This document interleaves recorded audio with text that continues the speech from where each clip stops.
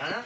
आप परमेश्वर के लोगों के मध्य में आए हैं तो आप अब परिवर्तित होकर, क्या लिखा छठवां पद, तब यहोवा का आत्मा तुझ पर बल से उतरेगा। तब यहोवा का आत्मा तुझ पर बल से उतरेगा। जब आप वर्शिप करते हैं, जब आप आराधना करते हैं, जब आप परमेश्वर के गीतों को गाते हैं, यहाँ पर क्या लिखा है, डप और बीड़ा और ये सारी चीजें हो रही थी, है ना। ये लोग बजा रहे थे, ये लोग गा रहे थे, एक बड़ा दल चला रहा था। और जब उस बड़े दल से साउल की मुलाकात होती है तो साउल का जीवन तो अभिषेक उसको मिल चुका, उसका अभिषेक हो गया है, उसका उद्धार हो चुका है।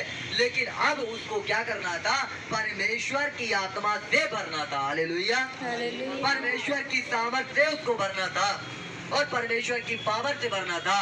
और वो परमेश्वर की सामर्थ से भर गया और वो नबूवत करने लगा उनके साथ। आपका जब उद्धार हो गया, आपका जब जीवन बदल गया, आपको परमेश्वर ने चुन लिया, आपके जीवन में वचन आ गया, आप प्रार्थना करने वाले बन गए।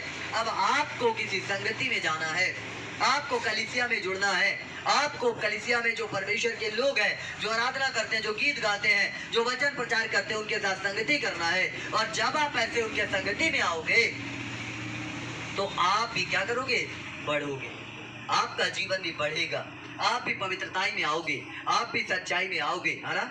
मेरे प्रियो, हम खोजा की कहानी को जानते हैं कि हम देखते हैं कि खोजा इस वचन को पढ़ रहा था और वो पढ़ता है और हम इस बात को देखते हैं कि वो पढ़ते हुए रास्ते से चला जा रहा है ना।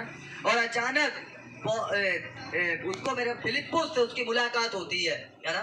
और खोजा इस बात को फिलिप्पुस से पूछता है कि ये जो लेखक क्या लिखा है, क्या ये अपने बारे में कहता है या किसी और के बारे में कहता है। तो वो बोलता है, क्या तू पढ़ रहा, समझ में नहीं आ रहा तुझे। बोला नहीं, जब तक मुझे कोई नहीं बताएगा मैं कैसे समझूंगा। मैं पढ़ तो रहा हूँ वचन, मैं बाइबल पढ़ तो रहा हूँ, मैं प्रार्थना कर तो रहा हूँ, लेकिन जब तक कोई मुझे ना बताए तो कौन बताएगा। तो क्या करता फिलिप्पुस, उसी चीज को लेकर प्रचार करता उद्धार का। और जब उद्धार का प्रचार करता है तो तुरंत खोजा क्या करता है कि देख ये जल है, अब किस बात की हमें रोक है ना। क्या कारण कि अब हम रुक जाए, चल मेरा बैप्टिज्म कर, चल मेरा उद्धार कर। और क्या होता है, वो तुरंत दोनों वहां उतरते रथ से और उसका उद्धार वो करता है। और उसके बाद खोजा अपने रास्ते और परमेश्वर का आत्मा फिलिप्पुस को लेके कहीं और चला जाता है। हालेलुया। उसके बाद खोजा बड़े आनंद करते हुए निकल जाता है, बड़े आनंद करते महिमा करते हुए चला जाता है।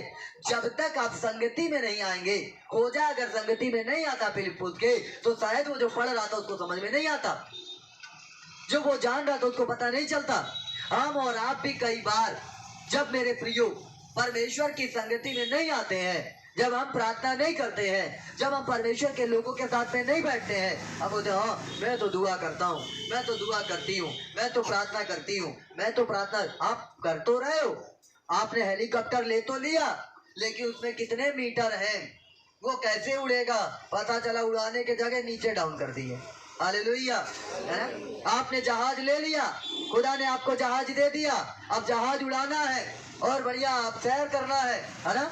अब आपका जो मेहनत करने का रास्ता था, वो रास्ता मेरे प्रियो घंटों वाला नहीं है, अब वो मिनटों वाला रास्ता है। जिस संघर्ष में जीवन से आपको निकलना था, बड़ी मेहनत करनी थी साइकिल से हाँ करके, लेकिन अब प्लेन आपके पास में आ चुका है। अब वो प्लेन में बैठिए और बढ़िया यात्रा करिए, बड़े आनंद के साथ यात्रा करिए। लेकिन जब आपको उसको उड़ाते ही नहीं बनेगा, जब आपको उसको चलाते ही नहीं बनेगा, जब आप पायलट का काम कर ही नहीं पाएंगे, तो आप कैसे चला पाएंगे उसे, आप कैसे उड़ा पाएंगे। आप तो मीटर उड़े, इतने सारे मीटर कैसे समझू मैं।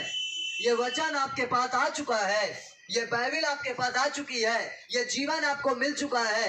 आपका जीवन सफल करने के लिए ये सरल रास्ता जो आपको मिल चुका है। लेकिन जब तक आप उसे समझेंगे नहीं, जब तक आप उसे गहराई से जानेंगे नहीं, तब तक आप उसका अध्ययन अच्छे से नहीं कर पाएंगे। हालेलुया। इसलिए बाइबल बताती है कि बहुत सारे लोग इसे तोड़ मरोड़ कर प्रचार करते हैं और अपने ही आप कहानी कर लेते हैं, है ना।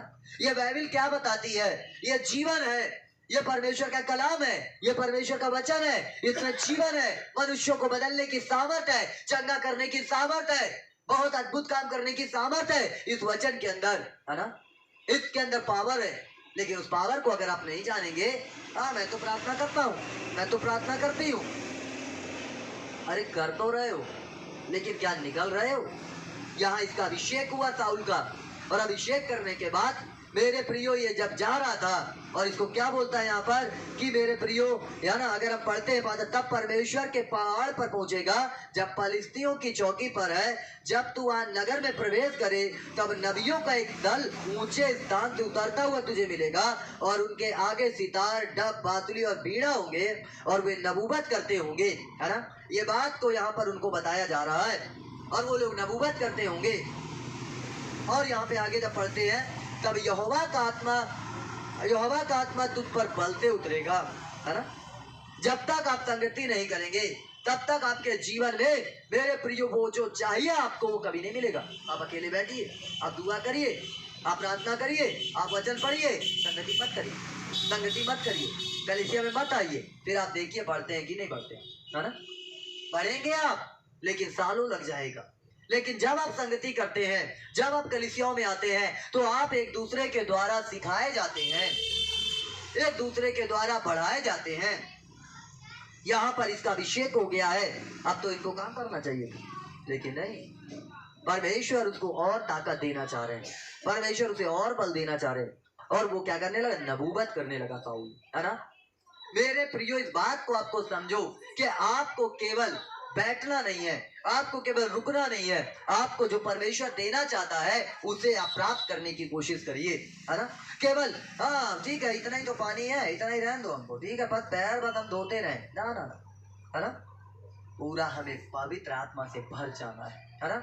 हाँ ठीक है ना, चर्च जाते हैं, हम कलीसियाओं में जाते हैं, दान दशवान देते हैं, बस इतना नहीं है। आपको वो चीज जो परमेश्वर देना चाहता है उसे आपको प्राप्त करना है। हालेलुया। बाइबल बताती कि जगत में जो कुछ है वो सब मेरा है, तुम मुझे क्या दोगे, तुम मुझे क्या दे सकते हो, ये सब कुछ तो मेरा ही है, तुम मुझे कुछ नहीं दे सकते, लेकिन तुम अपना जीवन दो, तुम अपना जीवन जब मुझे दोगे तो मैं सब कुछ तुम्हें दे दूंगा। हालेलुया। हालेलुया। परमेश्वर चाहता है कि आप परमेश्वर की कलीसिया में रहें, परमेश्वर चाहता है कि आप संगति में रहें। बगैर संगति वालों का जाके जीवन देख लो, है ना। महीना में एक बार चर्च आने वालों का जीवन देख लो कि वो कहाँ पर है ना। और डेली आने वालों का जीवन देख लो, क्योंकि जब हम डेली आएंगे, है ना, डेली जब परमेश्वर की महिमा करेंगे, जब हर सप्ताह के प्रभु की बड़ाई करेंगे, हम संगति में रहेंगे, हम डूबते भी रहेंगे तो रास्ता हमें मिलेगा, है ना। ये वचन को हम पढ़ते हैं अकेले, हम अध्ययन करते हैं अकेले, लेकिन कई बार हमें नहीं समझ में आता। जब नहीं समझ में आता तो अब क्या कहता है, पढ़ रहे ध्यान खोजा पढ़ रहा था लेकिन उसे समझ में नहीं आ रहा था। लेकिन जब परमेश्वर का दास उससे मिला और उसे बताया, फिर उसी वचन से लेकर उसने क्या किया, प्रचार किया, उसी वचन से लेकर उसने सुसमाचार सुनाया, उसी वचन से लेकर परमेश्वर की बातों को प्रकट किया और उसे उद्धार के रास्ते को बता दिया। हालेलुया। यदि आप भी अपने जिंदगी में चाहते हैं, है ना, अगर चाहते हैं कि मैं और बढ़ूं और बढ़ूं और बढ़ूं, तो आपको संगति में बने रहना। हालेलुया। आप तो जो ठीक है ना, महीने में एक बार जाएंगे, फॉर्मेलिटी अदा करेंगे, थैंक यू, तो परमेश्वर भी थैंक यू करेगा दूर से, है ना। प्रभु के पास बहुत लोग हैं, परमेश्वर के पास बहुत लोग हैं, परमेश्वर अपना काम कहीं से भी करा सकता है। साउल ने आज्ञा नहीं माना तो दाऊद को खड़ा कर दिया, है ना। दाऊद ने आज्ञा नहीं माना तो सुलेमान को खड़ा कर दिया। परमेश्वर का काम कहीं रुकने वाला नहीं है, परमेश्वर का काम कहीं रुकने वाला नहीं है, वो काम बढ़ता ही चला जाएगा। यदि आप आज्ञाओं को नहीं मानोगे तो परमेश्वर दूसरों को खड़ा करेगा, यदि आप प्रार्थना नहीं करोगे तो परमेश्वर दूसरों को खड़ा करेगा। आपको गहराई से समझना है परमेश्वर के वचन को, आपको गहराई से जानना है परमेश्वर के वचन को, क्योंकि प्रभु आपसे प्यार करता है ना। केवल आप यहाँ पर आकर बैठकर गीत गाए नहीं, आपको भी पढ़ना है।